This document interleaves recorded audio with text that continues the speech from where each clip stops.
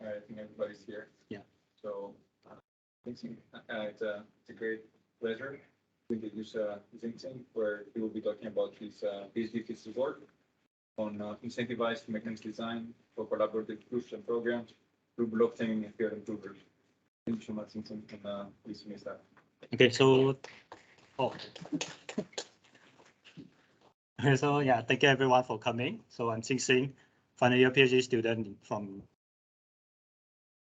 SUTD. So the title of my PhD thesis is Incentivized Mechanism Design for Collaborative Proofs and Programs through Blockchain and Theorem Provers. Okay, by the way, those in Teams, if you cannot hear me, then some of them I can try to speak louder or anything. Okay, so my work is done under supervision of Georgios Piliores from SUTD, Xiao Lin, who was formerly a faculty in SUTD as well, and Barnabe Monod from Ethereum Foundation. So I began my talk with a question. So what would you do if you have a partial result, okay, that have been open? It's an open problem that has been unsolved for many years. I believe most of us in the dilemma, we want the progress to go as fast as possible, but at the same time, we do not want our credit, like all our work, to be copied by someone else. So instead of sharing your partial result immediately, we only share after we have completed result. Okay. Cannot hear. Sorry, give me a while. But my mic is on. I can hear you. Oh, okay. I think Karthik, Prof. Karthik cannot hear, so he's walking over. Should I pause first? Maybe let's keep like a couple of minutes. Okay, can. Yeah. Does he appear online or is he? Yeah, he's online, but I think he mentioned that he cannot hear the. I'll keep presenting. I will join in. Okay, so I just continue. Yeah. So he's coming. Yeah, he's coming over. But I say him. Yeah. Thank you so much, Sinchi. Yeah. So yeah. So we know. So I will show you some example of how sharing is caring for progress. Okay. So one of the our favorite programmers or mathematician favorite places, okay, to go to is Stack Overflow or Math Overflow. Whenever you have some kind of problems, okay, go over there and check for. You ask the question or see whether someone has the same problem as you or not. From there, you get your answer, question answered in some way, okay, within a few days or sometimes within a few weeks, okay. But there will be progress if you ask the question over there, okay. Then someone will help you. There's another project, okay, which is called the Polymath project. So it's a project initiated by Tim Gowers, a British mathematician. So he tried to make this kind of collaborative mathematics through his blog, okay, blog format, where they encourage mathematicians to so-called share their partial progress over in their blog, and from there they tie together and eventually solve problems together. So some of the projects involve like Terence Tao, so one of the greatest mathematician within this century or anything, yeah. So and because of this collaboration, they managed to publish, I think, 3 to 5 papers with in the field of number theory. Okay. However, I believe we do still choose not to share our partial result, and here are some reasons that we can think of. So there's no feasible platform to share partial results safely. We scared that people may copy your result and eventually post it as its own. Like you do the partial result, people copy it and do the whole thing, then after they post it, then without giving you any credits. There's also no mechanism implemented to incentivize partial result sharing. So for example, the Polymath project eventually died down because there is no such incentive mechanism that allows like sharing of or distribution of rewards if there's any. Yeah. There's also no incentive for reviewers to review their partial progresses. So usually reviewers who want to review some result that's completed instead of having like don't want to waste time on partial result because a part of it is not completed. So how can we address this issue? So in my work, what we're going to show is how we can use blockchain as a medium to tie collaborators. Why? Okay, so these are the few main advantages. Decentralization, so provers or reviewers, okay, can come in in a decentralized manner to contribute. Timestamp verification, so every author contribution will be recorded, okay? And incentive mechanism can be implemented via smart contracts. So smart contracts, as of now, you can think of it as just a program that, like a Python program that implements some kind of operation and stuff. Okay, so the important thing is make sure that we want to make sure that there is an incentive mechanism, okay, or a proof of concept that such incentive mechanism exists. So the second part of the talk I will share with you an incentive mechanism that help to distribute reward based on the abilities of the provers and the difficulties of partial results. And lastly, to incentivize reviewers to review partial results, we have an incentivized, we introduce an incentivized debate systems where prover has to put stake for every claim of their subproof, and reviewers, okay, to put a bounty for every query they ask. So that in a way that the reviewer can earn the stake or the prover can earn a bounty if they manage to so-called win the challenge. Okay, so I break down my talk to these three main topics. Okay, so decentralized conference for collaborative mathematics. Okay, which we're gonna see how we can make use of blockchain to create a sort of a decentralized conference. And incentive mechanism. So I mentioned that it's important to show that there's a proof of concept of how this incentive mechanism works. So the second part will be the incentive mechanism. And lastly, unified proof and program synthesizer. So same thing. So over here at the first topic, that the decentralized conference, what we take in are the traditional pen and paper proofs. So that you know the type in your PDF format or LaTeX, then you prove it. But what if we only accept formalized proof? So what is formalized proof? As of now, you just need to know that it's like a program, machine code that write mathematical statement, and you can feed it to the machine and verify it automatically. So what if we have a blockchain mechanism or blockchain architecture system that allows them to only accept formalized proof? How would it work as a unified proof and program synthesizer? Okay, so first, the decentralized conference for collaborative mathematics. So this one we presented in IEEE. I think this year IEEE International Conference for Blockchain on Blockchain and Cryptocurrency, ICBC 2022. So before I start, because not everyone is a blockchain expert, so I just going to give you some background knowledge on what is blockchain. So a blockchain is an immutable data structure where the data is organized in blocks, okay, chained together to form a canonical linked list. Okay, so anyone, okay, any user within a blockchain can propose the data to be included in this chain. Okay, however, maintained through a peer-to-peer network of nodes, okay, user or server. Okay, there will be consensus mechanism that decide what data in blocks, okay, to be included. Okay, so you cannot anyhow just propose data. Eventually, the consensus mechanism will decide whether your data will be included or not. And hence, you see this block in terms of block and chain together, and hence the name blockchain. Okay. So what this kind of data trying to maintain? So next, you can think of it as blockchain as a state machine. So this peer-to-peer network that try to maintain this blockchain, they are maintaining some sort of world state. Okay, so depending on the data you have, okay, so let's give an example. Suppose the data is a transaction. Transaction means I owe you how many, I pass you $3 or whatever, A pass to B $3. So the data, if the data is transaction, what the world state that the peer-to-peer network trying to maintain is a universal ledger or world ledger, for example, in Bitcoin. Okay, so what they try to do is like every account, how much so-called value they have. Okay. And a more advanced use of blockchain is to use as a world computer, as seen in Ethereum. So what is this? Suppose there's smart contract.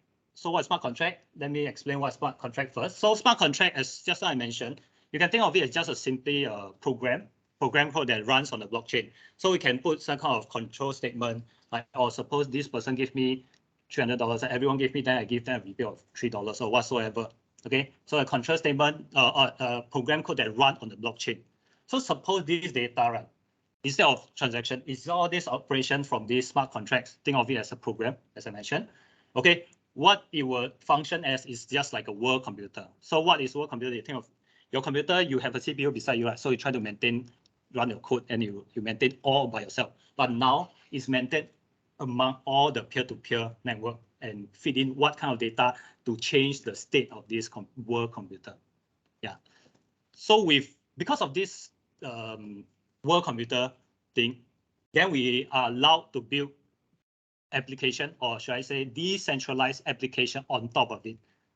Okay, so what we are doing now is we will show you the blockchain architecture of how this decentralized application for a conference will look like. Okay, so I break down into our blockchain architecture can be broken down into 3 interconnected layers. The data layer, which explains what kind of data to be included. A client layer to tell you what kind of data we want meaningful for the client to see. And lastly, incentive layer, what kind of data to be rewarded in our blockchain system. Okay, so for the next few slides, I'm going to explain each one of them in more detail. So first, data layer, a contribution can be a prover's subproof or a reviewer's question. So subproof means that prover can just submit their proof inside the system, or reviewer can just ask a particular question based on whatever area that they're not clear about or they want to clarify about. Okay, note that this reviewer question can be just an open problem. It need not be addressing some subproof. So suppose that I want to just open a question at twin prime conjecture or whatsoever. Okay, they open up for people to submit the subproof. So here, this is the point. Okay, after which this contribution, right? Okay, we will be stored in a decentralized storage system. Okay, example IPFS. So what is IPFS? So it's as an example also interplanetary file system. So a decentralized system for storing and sharing of data in a peer-to-peer network. So I can give you an example like your Dropbox or your OneDrive. So everything is stored inside cloud, right? But then there will be servers somewhere that store all your data. But IPFS, what they try to do is, or there are a few examples like that decentralized storage system. Instead of having one server that store, all these nodes in the peer-to-peer network will have the data itself. Yeah, so you do not need to scare that the one server is being flooded or then every data will be spoiled or anything, but it will not because it's maintained by a peer-to-peer network. So the data will always be available as long as there's one in the network that have. Yeah.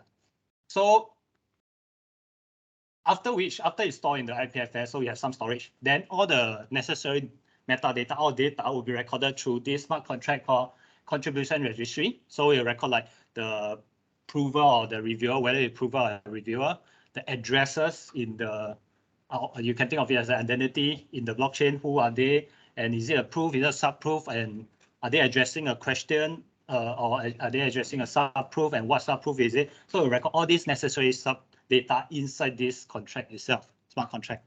So after that, yeah, recorded in the blockchain. Then once you record it in blockchain, okay, move up, so-called web interface or some sort of plug-in text editor, similar like Google Docs. So you know Google Docs, whenever you do some Word document, you can see progresses. Whenever someone types something, you can see like orange line and see what they do. Or if you have some comments, you can sort of highlight, and you're able to, so the reviewers can pinpoint a specific area of interest if they want to address. Okay. Then a string diagram will be shown through some form of web interface where the string diagram will show the current stage of progress, okay, based on the proof, okay, can be somehow. So string diagram, you can think, the main purpose is to show the connection between subproofs, okay, whether this subproof is it based on connected to another part of the subproof, yeah. So which is important for our incentive mechanism, which I'm gonna elaborate a bit more later in the second part of the talk. And also, so you know that conference, we usually at the end of it, we need to rate, like, is it the novelty score? Is it how good the paper is and stuff? So at the end of it, we also have a soft decentralized rating and review system, okay, where you can rate the scores such as novelty scores or simplicity or difficulty scores based on whatever they have written. Okay, so this simplicity scores, later you will see that it's important for our incentive mechanism that I will describe later. So how difficult the proof is relative to other proof, sub-proof. So lastly, so after you display all the data to the client or user itself, okay, so we move up to the incentive layer. So incentive layer consists of incentive contracts. So what incentive contracts are? Just smart contracts implementing the incentive mechanism, which I'm going to elaborate more in the second part of my talk, to allocate rewards appropriately to contributors once the whole proof is completed. Okay, then why are we using this token for? Okay, so this token usage, right, or the reward that we get can either be used for exchange for actual currency for USD, so in terms of reward, or can be some sort of token to track mathematical or scientific contributions, similar to like the H index that we have known. Okay, and lastly, so after distribution and stuff, completed work, we will want to work have it as an NFT. So NFT, so that's where the NFT stub layer comes in. So what is NFT? As I mentioned, not everyone's a blockchain expert, so let me explain. So first, NFT means non-fungible token. So token or item that is unique and cannot be replaced one-to-one with something else. So instead of explaining more and more, so I'm just going to give you an example. So fungible example are currency. So for example, in my wallet, I have a $10 note over here. So suppose I go to a canteen, suppose that I'm going to buy chicken rice. And now, because of the lack of chicken imports, then maybe it costs $10. So I use this $10, I give him, then the plate of chicken rice costs $10. So I will get back the chicken rice, right? The same chicken rice. So what if now in a second scenario, suppose I use this $10, I swap it with someone else. So I maybe Joel's. Okay, but I get this $10. So it's the same. So it's $10. It's a different $10 note, right? Then I go buy for chicken rice. Would it give me a different plate of chicken rice? No, right? I still can exchange a plate of chicken rice based on this $10. Why? So this currency, okay, is not unique in the sense that it can be replaced one-to-one with something else. So my $10 note and your $10 note, it doesn't matter. Yeah, so they are fungible. So what is non-fungible? So in my wallet also, I have the girlfriend of my photo of my girlfriend with my girlfriend over here. So can I exchange this photo with someone else's girlfriend? Then I replace it over, put inside my wallet and tell my girlfriend, hey, they are the same. Since it's a girlfriend photo. It's not, you cannot replace this one-to-one. Okay, I don't think it can, because if not the next few days, I don't think it will work well for me. So these are examples of fungible token or fungible item and non-fungible item. So in the area of blockchain, right, in this area, blockchain ecosystem, people have been using these digital photos as NFT. So look at this example, I think happened last year. So Indonesia, student selfies fetched US $1 million in NFT sales.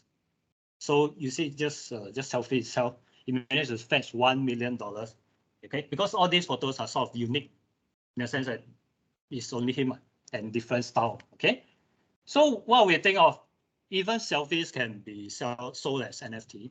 What about mathematical result? Because mathematical result, after all, you work so hard, you sort of prove a lot, spend a lot of time proving, some of the time you get rejected and stuff. And the art of, some people believe that math is also a form of art, where the way you argue it, the way you prove your stuff is a form of art. So what we want is that this mathematical result can be kept as a digital representation of the work and its broader linkages, okay, to other works. So like every paper, there will be references. So we want to create a network such that it will connect all these mathematical proof together through a network that you can see all the linkages. So yeah. So also ownership of this NFT mathematical result can be transferred from one to another, just like the photos. And portion of each sale, okay, can be distributed to authors, okay, via the same allocation rule that I mentioned over here, okay, from the incentive mechanism as a remuneration, okay. So over here, okay, so this ends the part of the blockchain architecture. But what is important is I need to show you that there's such incentive mechanism that exists that allow the distribution of reward if there's any. If someone give a reward to each proof, Okay, so this part of the talk, I'm going to explain more on the incentive mechanism, where we presented in the same conference. Is part of the work that I presented just now in the same conference of ICBC 2022.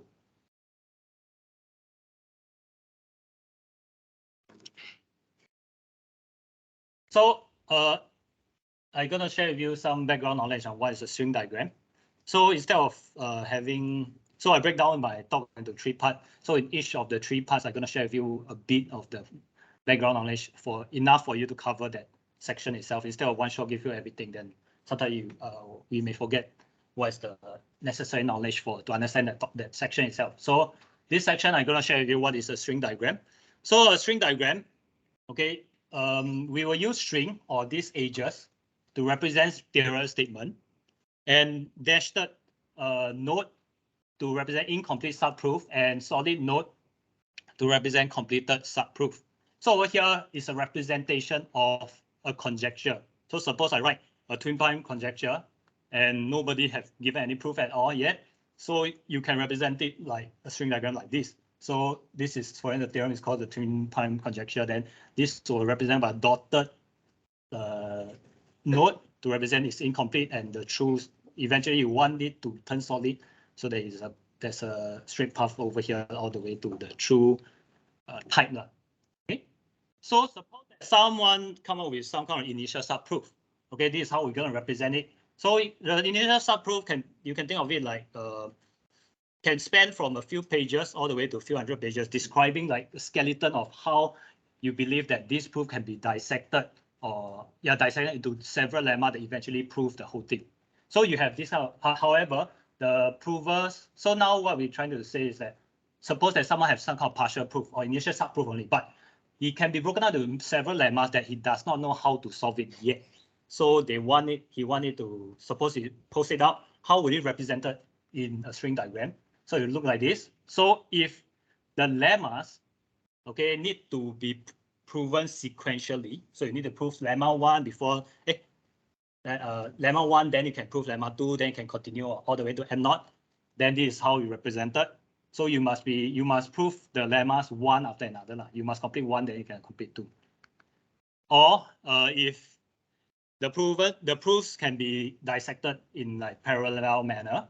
So suppose this initial subproof say, oh, I need lemma 1 all the way to lemma m naught. But however, they are you can done it in parallel manner, means you can either start with 1 or 2, anything. It does not matter the order at all. Okay, so this is how you represent. Suppose that, so there's 2 ways, either the sequential manner or the parallel manner. You can dissect your proof into.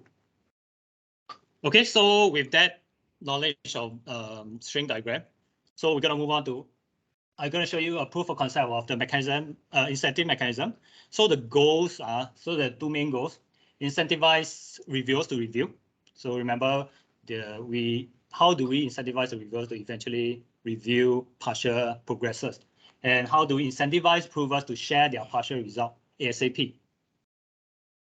So first goal, to so-called conquer first goal. Okay, I'm going to introduce this incentivized debate system, where each debate of a proof. Okay, so for now we just assume there's no subproof, just one single proof itself. Okay, it cannot be dissected and anything. So a single proof. Okay, so you sort of can ignore the superscript U for all of this. Okay, because we're just going to focus in just on one single node or one single proof. How would it look like?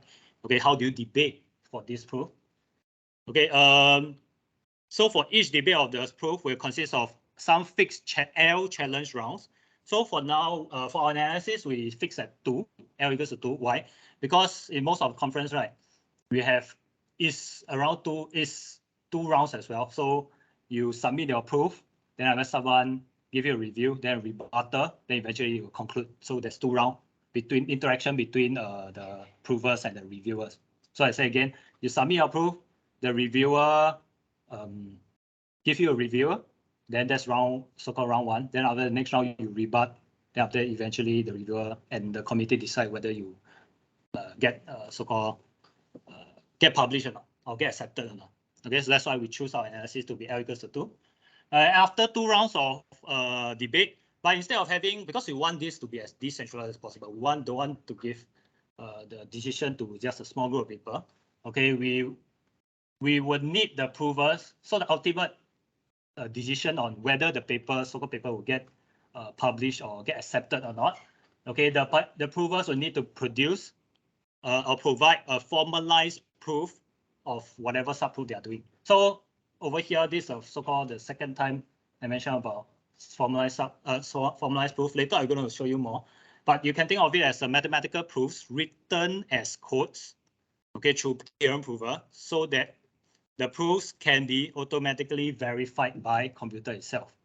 Okay, so as compared to traditional pen and paper proof, you need someone to read it. But if you can write a mathematical proof as codes, you can just feed it to then it will verify by the computer. And each of these proof will come with a parameter set of rewards R0, R1, R2, which associated to the rounds. So round 0, 1, 1, round 2. Okay, which will fix exogenously. So suppose someone come up with some reward. Okay, if you solve this, I give you this amount. Some value, some parameter of stakes. So sigma 1, sigma 2 represent the prover stake, which later I'm going to show you how it works and bounties of the reviewers. Okay.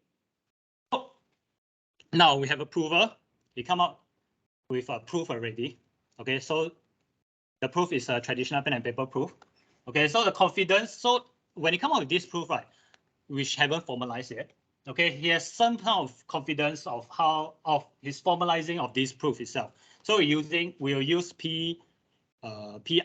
Okay, remember to ignore the superscript U for now. PI to represent. Okay, so the confidence is represented by PI. So depending on confidence, right, you decide whether to post or not to post his result, right? So if does not post, of course, the prover will not get any reward. The reviewer also will not get any reward. So this is the payoff pair between the provers. So the first coordinate is the prover and the second one is the reviewer. So suppose it posts. If it posts that the subproof or the proof itself, you need to give, by the way, oh yeah, we will use the round numbering in descending order. So here is round 2, then after round 1, then after eventually round 0. So instead of round 1, round 2, it will go in descending order, round 2. So we will give the prover need to attach a state of sigma 2 together with the proof itself. Then from then on, the reviewer will decide whether to challenge or not to challenge the proof that the prover has given. So if it does not challenge, of course, the reviewer will get the rewards associated with round 2, R2, and the reviewer will not get any reward or any form. Now, if the reviewer decided to challenge, so he posed some question, say that, hey, this is not right or what, you need to attach a bounty of beta 1, okay, together with his review. From then, okay, at this point, the prover will know whether the proof is formalizable. However, the reviewer does not know. This information is kept to the prover only. So based on this, okay, the prover will decide whether to reply or rebut or not to rebut. If it does not rebut, of course, he will lose the sigma 2. Okay, so do you remember this stake? You lose the stake, then after that, the reviewer will win the sigma 2 stake. If he decides to reply, so every reply or rebut is some sort of proof as well. So it comes with a stake value of sigma 1. So stake associated to round 1. Then from there, same. The reviewer decide whether to challenge or not to challenge. If it does not challenge, prover will win the reward associated to round 1, R1 and beta 1. Beta 1 represent this initial challenge that the reviewer gave, and the reviewer will lose this beta 1. Then same again, if you decide to challenge, you need to put another beta, another bounty. Then from then on, this is where I terminate because we put L equals to 2. Then at this point, if the prover can provide the formalized proof, it will win all the bounty and together with the reward associated to round 0, R0. If it cannot, then you lose all the stake and the reviewer will win all these stakes that the provers has been providing. Okay, so based on this game tree, right? So there's a game theoretical result by Corey that mentioned that the game designer or whoever set up this, you can adjust the parameter set. So parameter set represent all these value. So you can adjust the reward, the stake, and the bounty accordingly in a way that the prover I or the prover will only post his claim if and only if his confidence, okay, PI, is greater than or equals to pi star. So what is this pi star? You can think of this as some minimum threshold confidence. So suppose that I want to set people to be, whoever want to post to be at least 70% confident of their proof, then they prove, then you can set this pi star. And how does this pi star be derived? It's a function of the delta u or delta itself, because we just superscript u now. So delta. So this means that based on the, you can, for a certain fixed like 70% or 60% pi star, you can adjust the reward, the stake, and the bounty accordingly such that certain pi star is met. And one of the following equilibrium type will occur. Okay, type 1, type 2, type 3. So type 1 is when it is difficult to get accepted. So when you set the threshold confidence to be high. So in this type of equilibrium, reviewers will always challenge the initial claim. Okay, so whenever the game designer make this happen, so it's some sort of like a, when you have the normal conference where you want people to must at least give a review at the first stage. Okay, so reviewer always challenges the initial claim. So he puts the initial claim, is straight away challenged. Okay, but only challenge the rebuttal with some probability. So this, you can adjust the pi star such that this type will happen. Or second type is moderate to get accepted, which you can set some of medium threshold confidence, where reviewers challenge initial claim and the rebuttal with some probability. We know that the difference between these two. Okay, so one is compulsory challenge of the initial claim, one is challenge with some probability. And lastly, the type 3 is easy to get accepted, where it's a lower threshold confidence. So reviewer never challenges the initial claim and rebuttal. So this, you can think of it as like a, the archival system that we have, the archive. So where people just post it, then you do not need anyone to give any feedback or review. However, this result is in a non-collaborative setting. So all this I mentioned is just one single proof. Okay, it's non-collaborative. So what in our work, what we try and do is just expand this result to include what if we have a collaborative setting.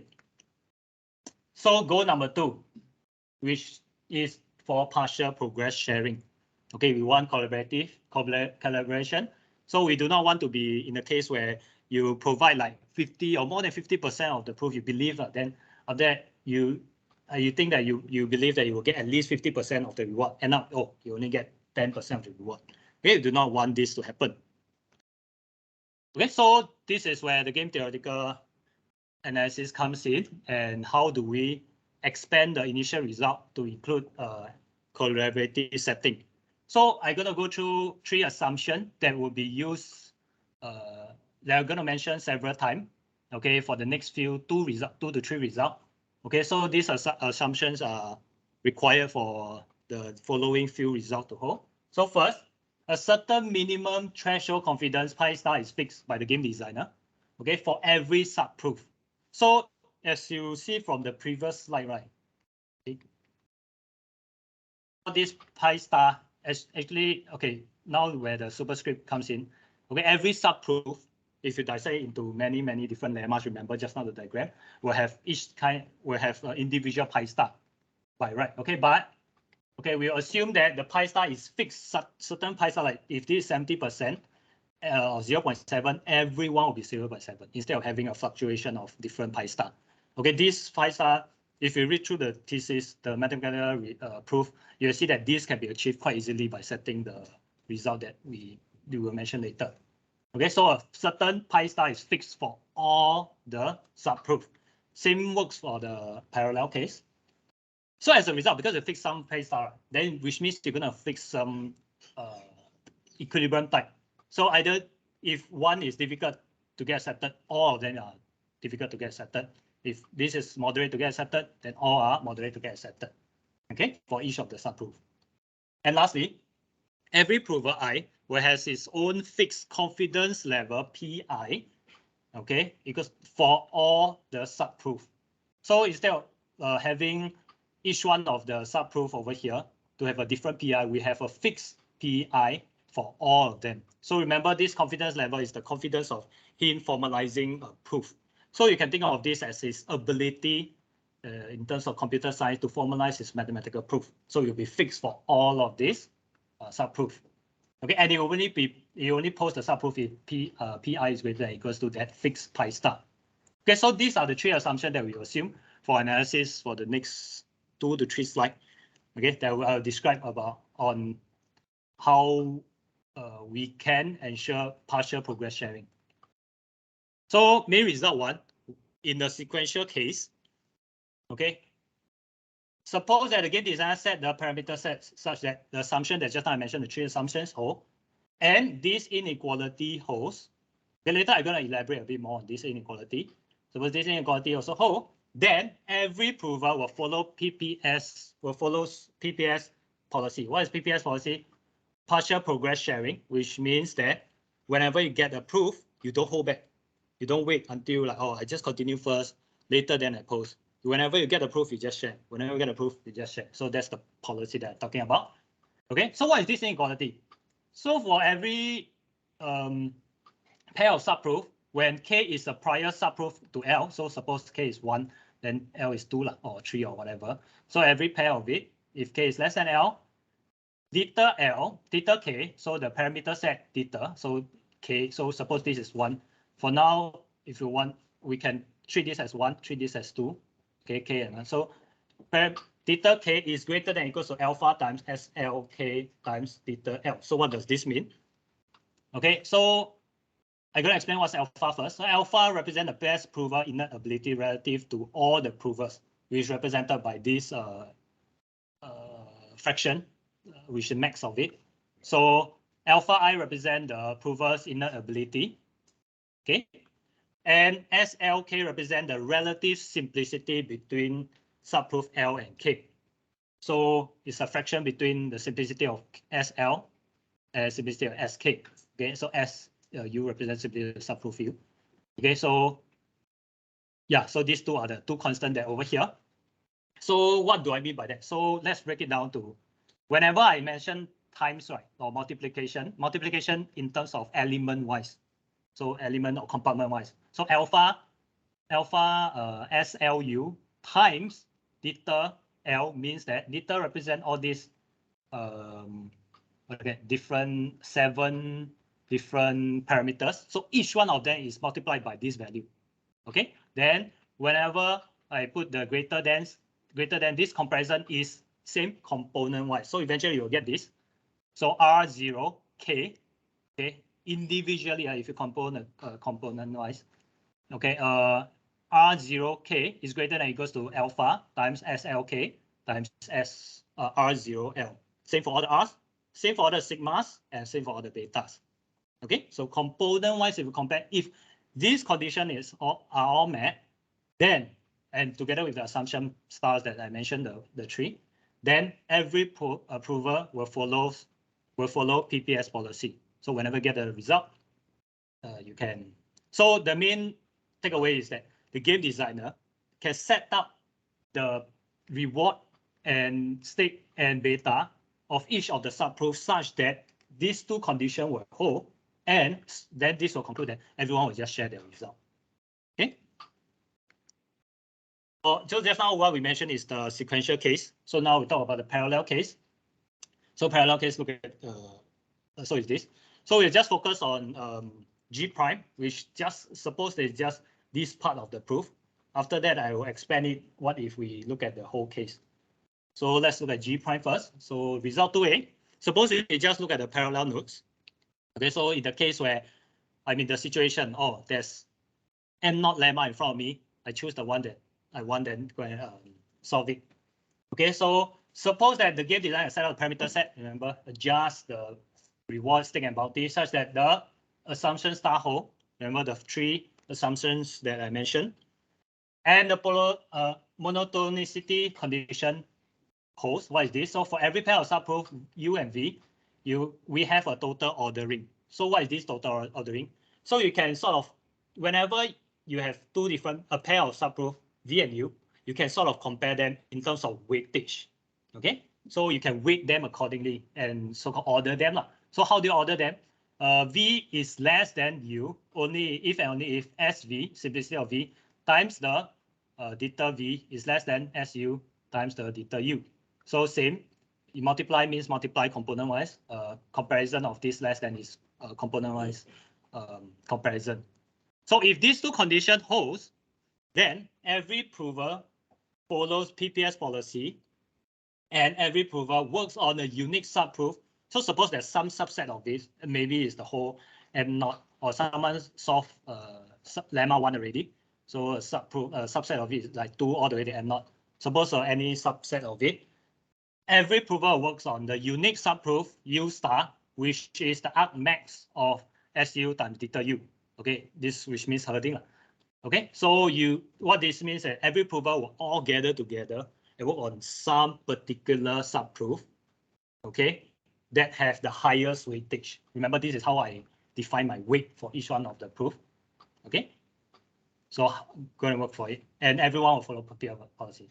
So assumption, so I recap again. So assumption star, all the assumption holds, and suppose we have a way to weight each of the subproof, then every prover will follow PPS policy, and everyone will herd and solve a unique subproof for every subset of parallel edges, parallel nodes, I mean. Yes.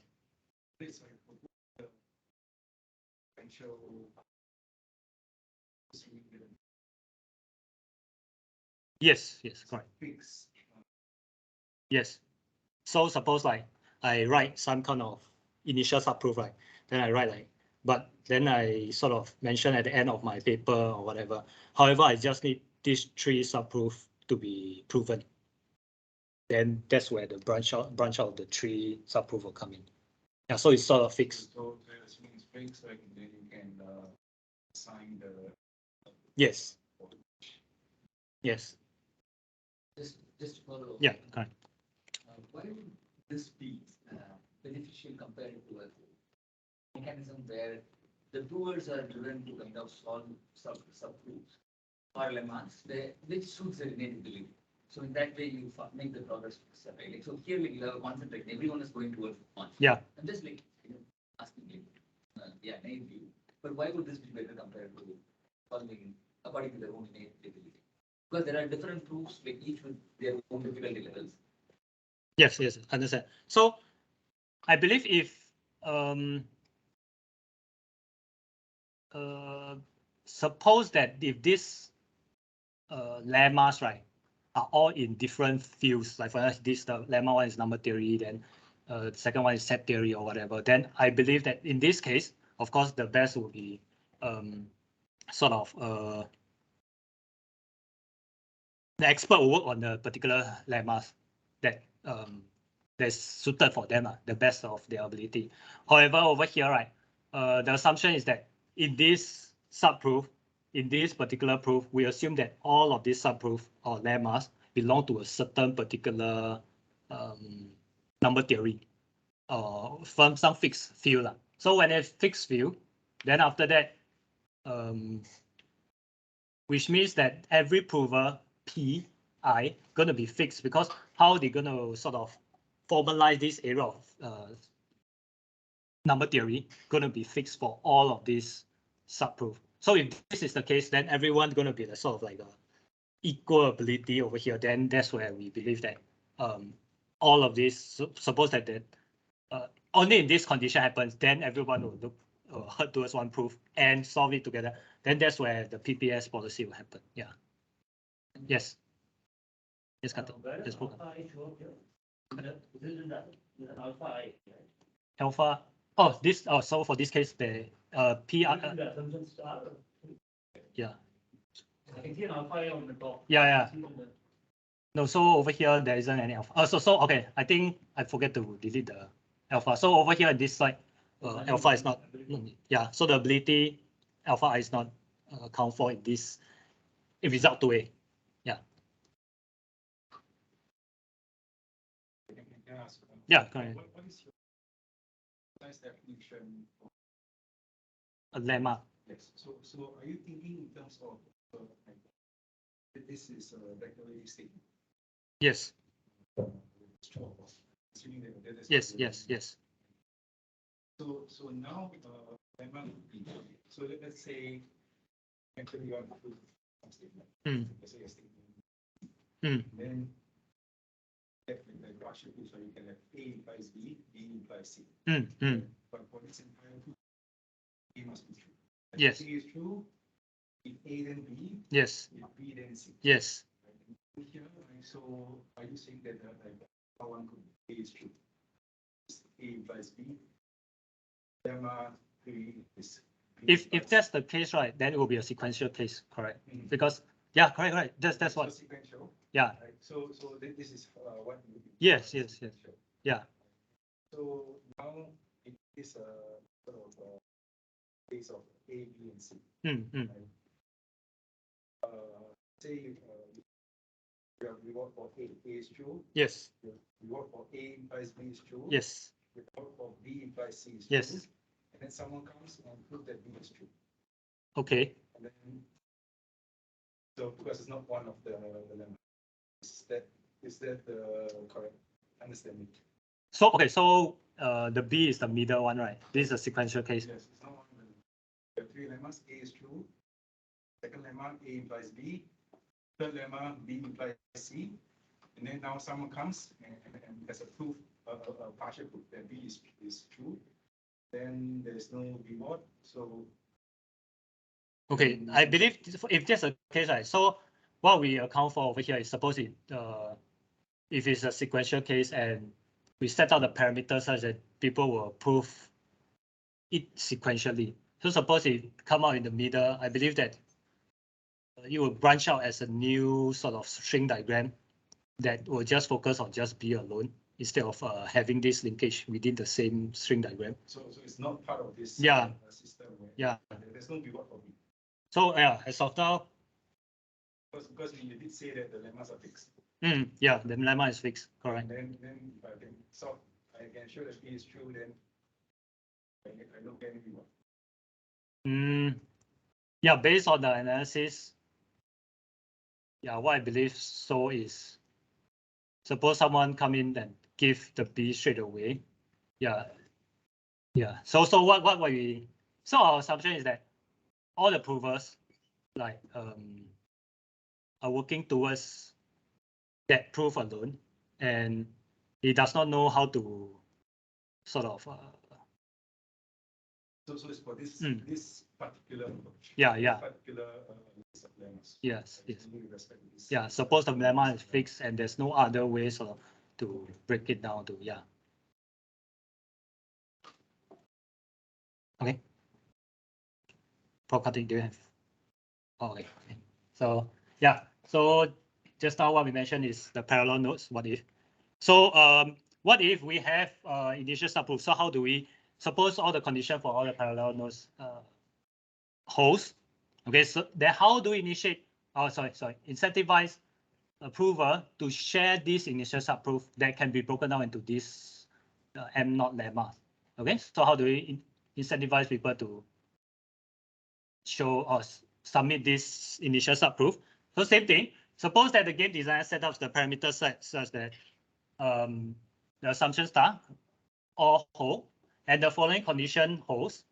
Okay, delta 0. So delta 0 represent the parameter set relative to subproof 0 is greater than or equals to the max of this value.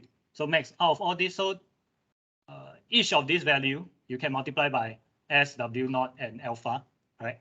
So each of they will each of these value. So same thing, alpha represent the best prover inner ability relative to all provers, and SW naught, okay, represent a relative simplicity of subproof W and 0. Okay, so if this happen, then if delta 0, so suppose we look at the reward, okay, the reward 0 is more than or equals to the max of all of this, then every prover follows PPS policy and share immediately the initial subproof 0 when he or she finds out. Okay, so maybe over here I can give some example. So we have SW0, suppose that the SW increases, which means SW is simpler than S0, correct? Which means S0, which means the proof subproof 0 is harder then subproof W. Okay, which means that whenever you come out with, if you manage to come out with the initial subproof, I will compensate you based on the difficulty of the subproof as compared to SW, the max out of it. Okay, same over here. The alpha. Suppose that the sum count, the alpha increases, so the inert ability of some best prover increases. Okay, and you come up with the proof.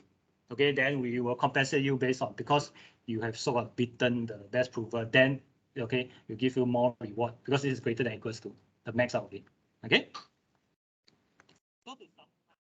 To incentivize partial progress sharing, the sequential case is sort of explained in the main result 1, and main result 2A and 2B will describe the parallel case. So we are at this checkpoint. So just now I mentioned the first, so what I've completed is the first 2 parts of my talk.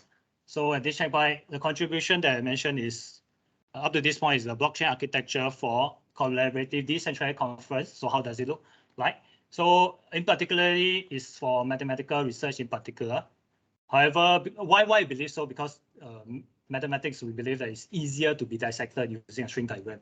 Because suppose I give this initial subproof, okay, I can break it down into these different lemmas easily and can be represented by string diagram easier. Okay, and the proof of concept of how the incentive mechanism is to incentivize provers to share their partial progresses and immediately and reviewers to review. So the question is, what if, so just now this mechanism, right, or these two, what described is the, suppose that someone submitted a pen and paper, traditional pen and paper proof, mathematical proof. So what if we have a system that only accept formalized proof? So suppose you just give the code straight away, you can process very fast. So how does it work? Okay, so it will work. So I'm going to share with you how we're going to have this blockchain system that work like a unified proof and program synthesizer. So this part of the work we presented in last year IEEE International Conference on Blockchain.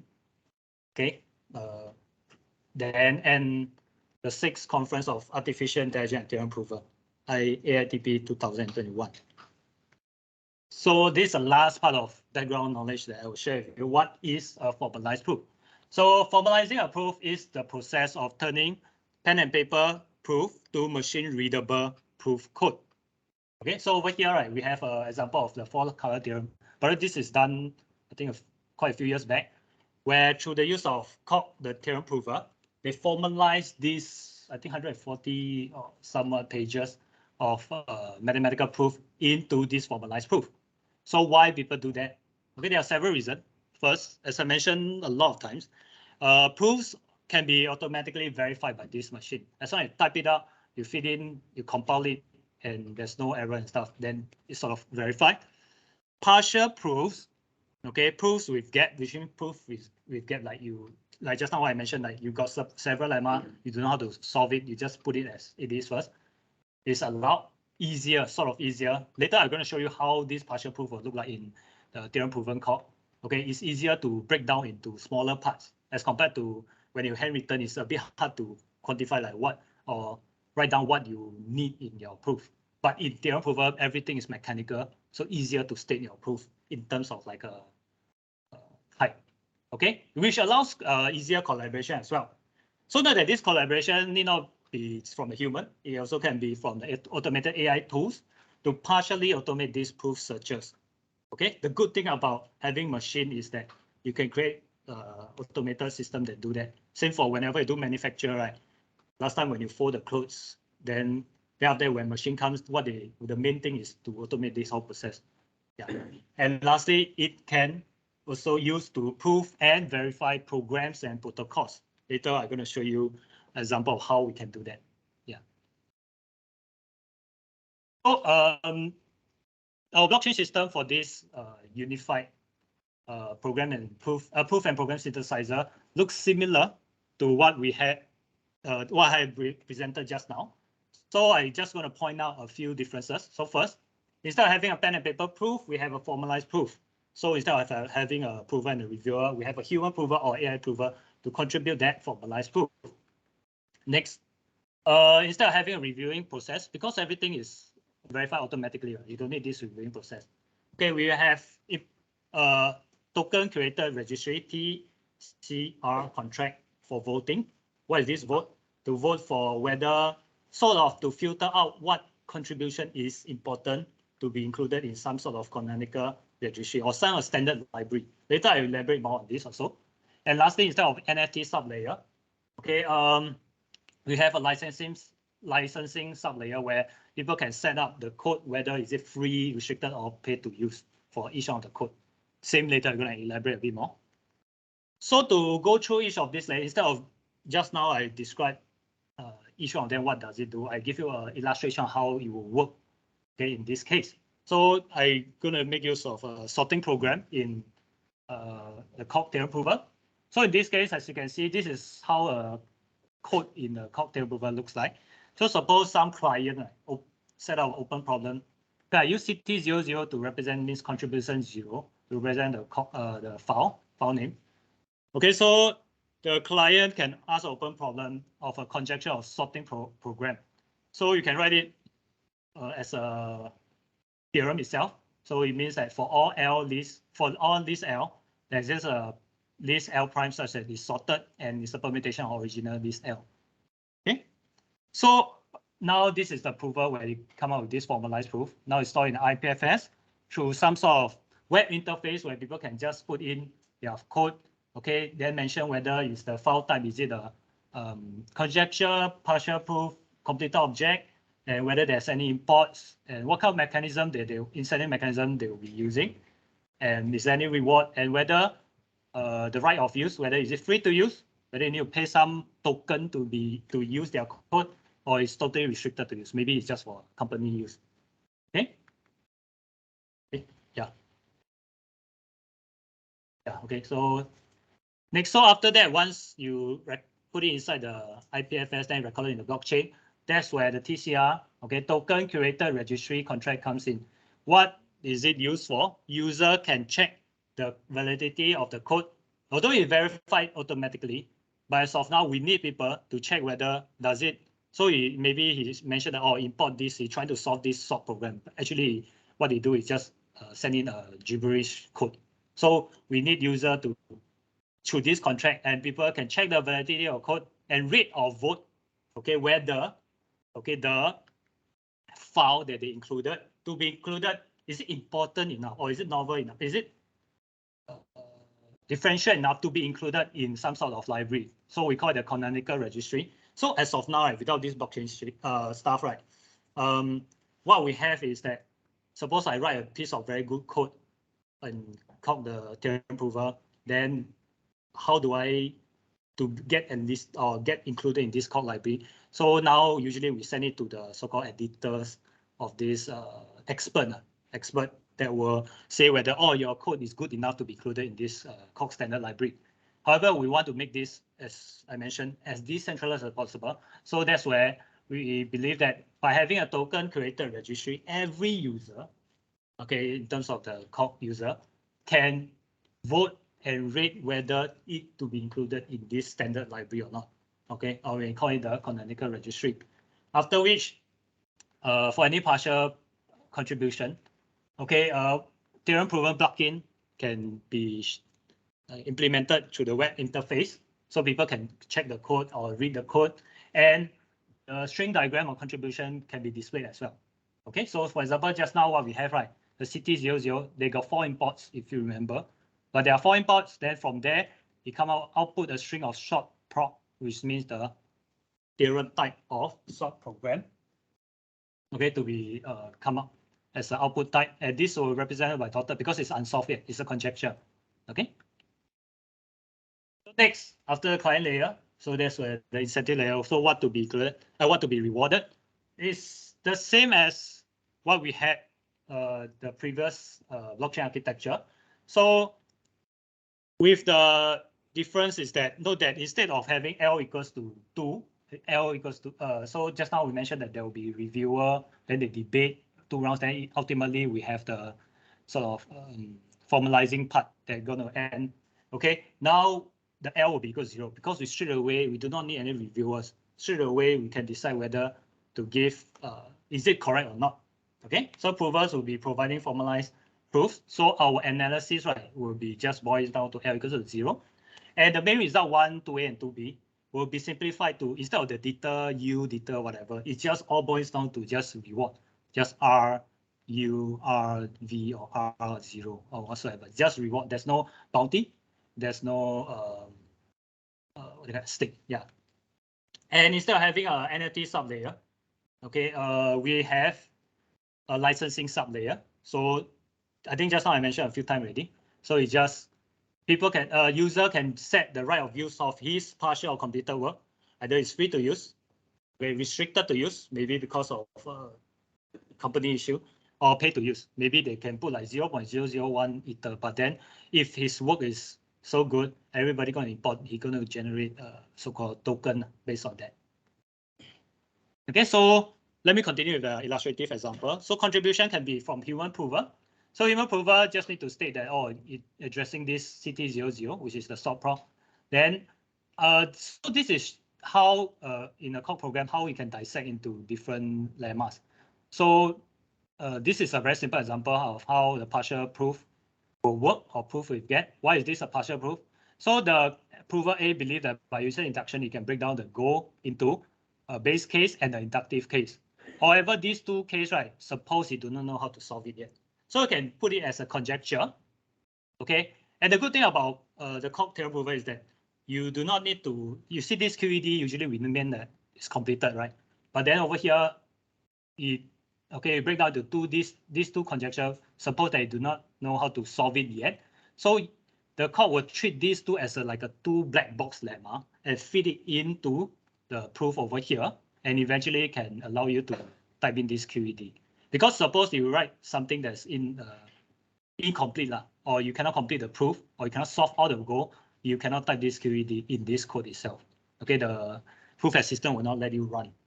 Okay, so the good thing about called the theorem prover or formalized proof for theorem prover in general, they allows you to use this kind of black box lemma that fit inside your proof. Then people will know that, these are the two conjectures out of this whole chart, this 3 line of proof. There are still 2 conjectures left for us to solve. Okay, same thing, put the proof inside this kind of web interface. Then, so remember, this is the string diagram. So after input, having the CT01 to be included, okay, the string diagram are somehow updated, okay, to include CT01 to show that this after this subproof, this contribution CT01, you can break it down into base case and the inductive case, and you represented by this. So the 2 dotted node represent this incomplete yet. Then same, the contribution can also come from AI prover. So for example, Cockhammer is one of the AI automated system used in that developed to automate proof searches in called the theorem prover. So what these AI tools can do is just search for open conjecture to go and solve automatically. So over here just now, based on our example, right, up to now got only 3 open conjecture: the sort prop, the sort base, and the sort inductive case. So you run through each one of them. Okay, or cannot solve the sort prop, then the sort base they manage to solve, and the inductive case eventually they cannot solve it. So when this happens, okay, the CT02 will be so-called recorded in the blockchain. Then the string diagram will change accordingly, okay, to represent CT02 to represent that, oh, this is a solid node that contribute by CT02 that eventually solve this proof. Okay, but we still unsolved for this. So eventually, right, through that as the times run, so the insertion shot from this human, so insertion shot will be produced through this Coq theorem prover. Why is it insertion shot? Because by induction means you break this one at a time. Okay, through this human AI collaboration, we are able to get a insertion shot, and the incentive mechanism works. Incentive contract will eventually disperse or contribute. So allocate all the reward accordingly based on the incentive mechanism that I mentioned in the second part of my talk. Okay. We also want, so the incentive mechanism or the incentive contract can also implement other form of incentive mechanism that also reward different proofs. So suppose instead of having just a insertion sort, we have a merge sort, or whatsoever sort. Okay, then it will split the amount accordingly. Then, yeah, by the way, all these codes can be found in my GitHub repository. So what we hope, because as of now, right, all the automated AI system or tools that use, for example, in this theorem prover or many of the theorem prover is still not as powerful as we thought it would be. So a powerful one will be you give it any theorem, you solve automatically. So one ultimate theorem prover. But as of now, there have been a lot of work doing it on it, but as of now, it's still not to a good state such that we can fit in like 90% of the theorem you tell us true or false or automate the proof itself. So we hope that our system, this unified proof and program synthesizer blockchain architecture, can work as an automated unified proof and program synthesizer. So suppose some human state some theorem or specification. Okay, we let it run automatically. Then eventually all the proof, it will just different AI tools come in and help to make some progress in the proof, leave it there, let other AI system come and put in and continue and so on and so forth. Because as of now, right, most of the AI tools or most of the developers, what they're trying to do is just make one ultimate AI tool to solve as much theorems as possible, or solve as much proof as possible. But what we believe is, and there are also people that show that instead of having one, you can have multiple AI proof that, I do some part of it, I pass to you, then you do continue. Then eventually it works together as a unified proof synthesizer instead of having just one that do as much as possible. So related works. So this is not just our work is not just the first one that try to tie formalized math with blockchain. Okay, so there are QDDAS, MathCoin, and ProofGo. However, other than having the advantage of decentralization and timestamp verification for the authors to be recorded, we mentioned about this incentive mechanism to split rewards via smart contract. Okay, which is not present in any of it. The way to filter submission through token curated registry. And we also mentioned about having this AI system to come in and help as compared to the rest, which didn't mention anything at all. So to conclude, the contribution that I have mentioned over the past 50 minutes or so, a pen and paper proof version, where the blockchain architecture works as a collaborative, decentralized conference. So as I mentioned, it's particularly in the area of math, because it's easier to dissect your proof. Then formalized proof version, where suppose that instead of traditional pen and paper proof, we only take in formalized proof. So it's a blockchain architecture. So we just describe a blockchain architecture for a unified proof and program synthesis. And we also show the proof of concept of how an incentive mechanism which can be deployed using or implemented using smart contract to incentivize provers to share their partial progresses immediately and reviewers to review. So one of the future direction is that one could take this work and develop an decentralized application so that to evaluate the effectiveness of our system and also the effectiveness of the incentive mechanism. So I start my presentation with a question, so I end off with another question. So is decentralized science really possible? So in the recent, I think only last year, well, I didn't get to know this work, I think just 2 weeks ago. Yeah, so over the past year or so, there's the latest Web3. Web3 means using blockchain technology. Movement is that this thing called DeSci. So DeFi, right? So decentralized finance. DeSci means decentralized science. So what they're trying to do, or this project trying to do, is to leverage blockchain tools to improve modern science in a decentralized science movement. The main 2 goals they're trying to do is how to change how research is funded and knowledge to be shared through their platform, this decentralized DeSci, and within this crypto-focused movement to shift the ownership and value away from industry parts and how we're going to get all this sort of, how do we own this result and how do we share this result? Okay, so we are moving in this direction together with them. Okay, so with that, yeah, thank you for listening. So thank you, Georges, Shao Wei, and Barnabe for being such a great advisors. And thank you, Prof. Kartik, Prof. Kartimurti, and Prof. Ernest for being in my thesis committee. Thank you.